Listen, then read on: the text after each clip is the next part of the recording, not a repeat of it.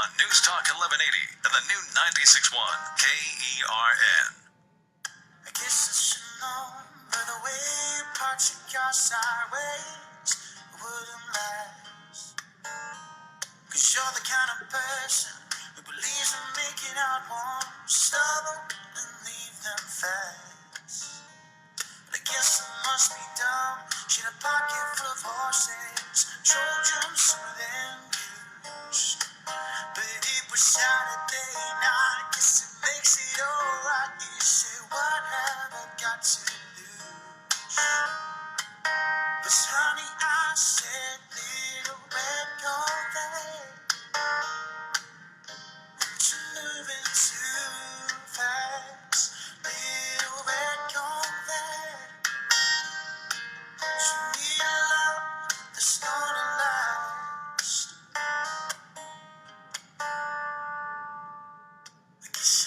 Didn't somebody write a book one time said all Corvettes are red? I don't know. I do. I think that's a book. I think some guy from like Car and Driver magazine or something wrote it. Welcome back, everybody. It's the First Look program. It's News Talk 1180, the new 96.1 KERN. We are streaming live on the internet at kernradio.com. That is pretty rad. Hop has fled the studio to make room for Bob Vella. That's neat because Bob's a much more fun guy to talk to. And Hop knows nothing about cars, and it's irritating. Because I'm kind of have always been kind of a car person. And back in the day when we used to do the driver's talk and all that stuff, we got shoved behind the wheel of a lot of Corvettes. I mean, routinely, a lot of them. And it's always a good time. And there's a club here in town that's getting ready. You guys, this club is 50 years old? 50 years old now. This year, 50 years old. So that means you guys started, would have been, back in 67. 67. Which, Right. man, talk about an epic time for a Corvette. Oh, yeah. 67 in a garage would be pretty nice. Yes. Not my first choice, but it's a very short list. Money-wise, it would work. Absolutely. Holy 63 would be better. 60. I'm just gonna say this right now. If I could just put one in my driveway and I gotta worry about what it costs, I'm going 62, black on black, with disc brakes and a little maybe a little modern air conditioning and stuff, convertible, obviously. Because I don't care about matching numbers or any of that. I want it to be super comfortable and fun. Right. I know some of you guys are sticklers about it's got to be the original. That's how I am. I'd put a crate. I'm a matching guy. Put an LS1 in it. I don't care. I'm not interested in that at all. Sure. But I'm good for you guys that do obsess over this stuff because it really is. If there's ever an American icon, it's a Corvette. Yeah, this is it. Yeah, It's the only true sports car in the United States. it's exactly right. Yeah. There's been some attempts. The 1987 Buick Grand National GNX Okay. Viper. didn't work very well. They're not going to make Vipers are for. That's sad. Vipers are They great. tried. Yeah, that's an overcompensating deal right there. I Yeah. never really got the whole V10 Right. thing. Right. And it'll never be as cool as a Corvette. And they don't make them anymore anyway, so Corvette wins again. Well, it does, and with the new C7, it's really attracted a whole new group of people. No kidding. That want to come into the Corvette ownership. Sure. And you guys fold them into your club right away. In other words, doesn't have to be a classic Corvette. You No. guys, anybody with a Corvette. Yeah, anyone that has a Corvette any year, you are invited to become a member of COB, Corvettes of Bakersfield. You know what I never thought would happen, but kind of has this. All those. It was some dark times. There was some eras are better than other eras. Correct. Like if you got a 91 or a 92, oh come on. Yeah. But now they're getting the 70s ones are super cool again. The 80s have become cool again. True. So whatever Corvette you have, hang on to it. It will become bitchin'. Right. Yeah, It's any just, Corvette. it's just a matter of time. But if it's 50s and 60s, it's always going to be bitchin'. Yes, money-wise and collectability-wise, those are the ones that started it all. People want them. Do you have people in your club? And I'm sure you do, because this always. I would never buy one as an investment. Like someday, if I hang on to it, it's going to be worth more. I'm gonna drive it. Right. I'm gonna drive it and maintain it, and I want it because it's bitchin', not because it's going to gain in value. Right. Well, there are groups of people that buy them for the collectability. They buy them, put them in a plastic bag, put them in a garage somewhere. Can't do it. So I was in Georgia not long ago, and I saw a C4, right? 1994. It had 385 miles on it. They literally drove it into a plastic bag, sealed it, and there it was. The guy died, never enjoyed it, never drove it, What is and now it's for sale, and his estate's going to get it, and he can't see any of that. But where's the joy in that? You just go out and look at it and put it on a Lazy Susan in the garage or something? Guess. There's a dude in town who's got a Ferrari 458 Italia in his garage that they backed it off the truck and pushed it into the garage, and he will not drive it because it will affect its resale value. Right. Why the hell Enzo did not start that company for that? Well, that's true. It's kind of like a CD in the bank, right? Yeah.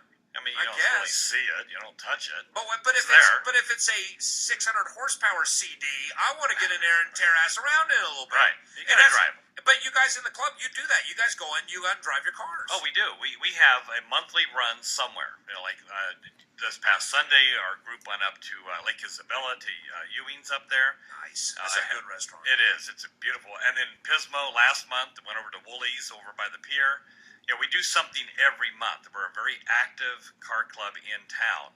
More members we have, more money that we have that goes into the club, and the more money we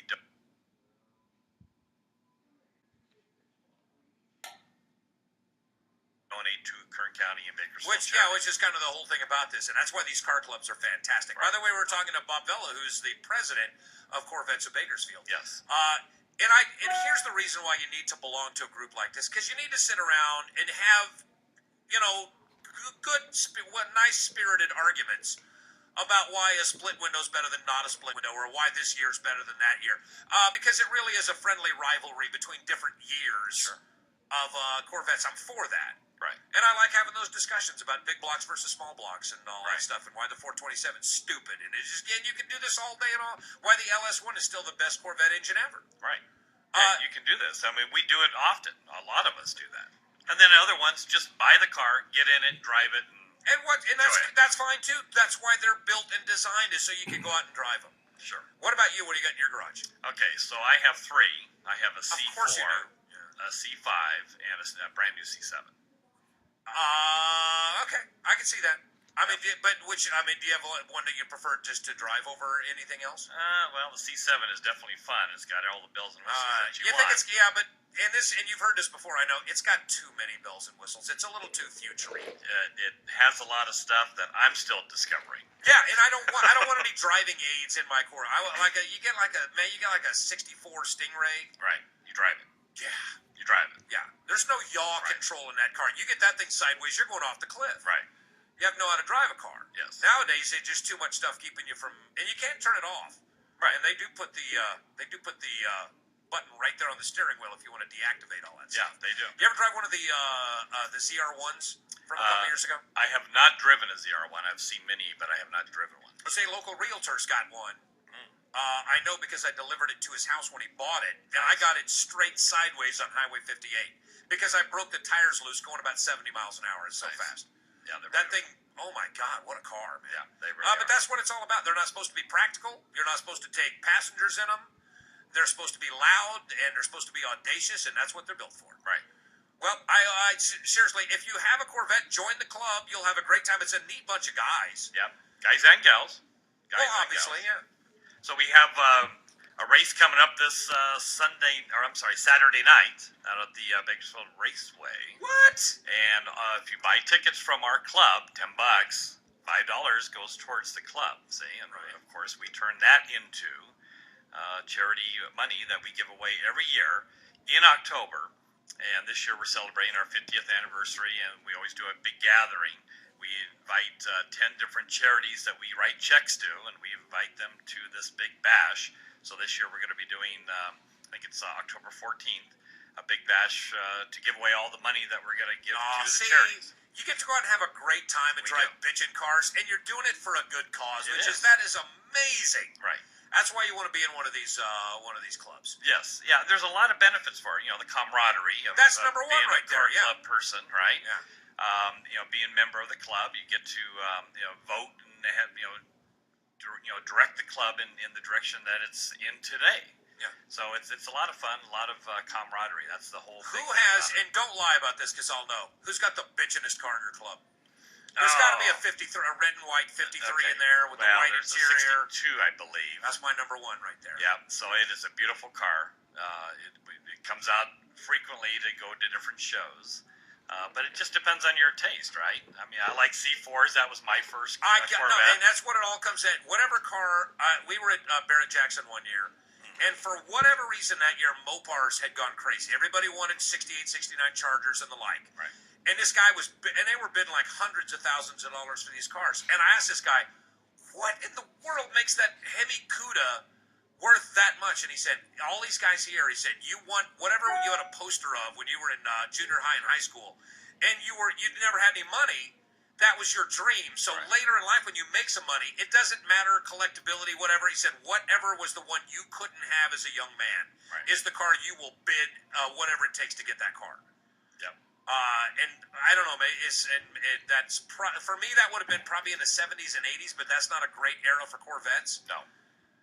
But I got to drive a 62 one time, and that's a cage rattler right there, man. Yeah, they're definitely horsepower and beautiful car. Yep, and that's what you want. Yeah, That's what it's all about. But everybody's got a favorite. Everyone does. And good for them, and they're all welcome in the club. Right. Everybody. Everyone who has a Corvette in town, we are on a major membership drive right now to get more members into the club. Any Corvette that you own qualifies you to become a member. We're a very active club. Yeah, and that's what's important. But what if you got a lot of stuff? Because I got a buddy of mine that just bought a brand new Z06, which I think cost like $1 billion or something. And he's not a car club kind of guy because he doesn't have a lot of spare time. But you still want to be a member of the club. Sure. You pay a little bit of dues or something, and you're doing some good in your community. Yeah, $75 for your family for a year. It also comes with an insurance policy so that when we're on our activities, it's going to, if you get into an accident or have a problem during one of the runs, it's going to cover that. And then, of course, we do different functions throughout the year to raise money so that we can donate them to Kern County and Bakersfield charities. Awesome. You do realize, though, when you're out on one of these runs and there's a lot of people around, we're all cussing you, right? Of course. Okay. Just Yeah, I see it. There is a salute. Do they really do that? But it's just out of pure jealousy, though. Most of the time they wave. Most of the time. 99% of the time they wave. You kind of have to. I used to have my first real automobile ad was a 1959 VW Carmen Ghia. Oh, there you go. And the Volkswagen people are like that, or at least they used to be. It was everybody waved, and it was like a thing back in the day. Sure. But it's not anymore. But those Corvette guys, just so you know, there's two kinds of guys, or guys driving around a Corvette and guys that secretly wish that they were. Sure. Maybe the Ferrari Lamborghini crowd, that's on a separate track, but regular people, when you go out and buy a practical car that gets great gas mileage and is cheap to insure and has seating and storage for your grandkid, that's all well and good, but you're still wishing it was kind of a Z06 on some level. Sure. So, just so you know, I'm one of those guys, I'm cussing you. Yep. Well, hey, they're affordable. You can get them. I bought my first one in Denver. I was driving down the street, saw one, pulled over, talked to the guy, called my wife and said, good news, bad news. I'll still be home on Friday. And that was the good news? Yeah, she says, you don't have to pick me up at the airport. But I made it home on Friday in my C4 yellow Corvette. And they'll when you take them for a ride in it, it tends to, it helps a lot. It does. Well, good for you guys. It's a great bunch of guys and a bunch of really bitchin' cars, and you get to go drive them around, and you get to donate a bunch of money to charity at the end of the year, so everybody wins. Now, this thing at the Raceway Park, you guys are the sponsors of this? Yeah. So we're selling tickets for the race. It's $10 to get in. $5 goes towards the club. This is just one of many fundraisers that we do throughout the year. So it's Corvette night this coming Saturday night out at the Raceway. We'll all be there on the track with our cars. We're going to go around a couple times around the lap. How fast? They don't want you to really go fast. I know they don't, but I've seen these parade laps get a little saucy, and so have you. I have, and there was almost a wall incident a couple years ago. So now you're talking. Well, good for you. Yes. I will call my buddy Steve Downs and see if I can borrow his and he will say no, but I'm going to make the call. Well, there you go. Because I'm a dumb person. Bob, it's good to see you, brother. Good to see you.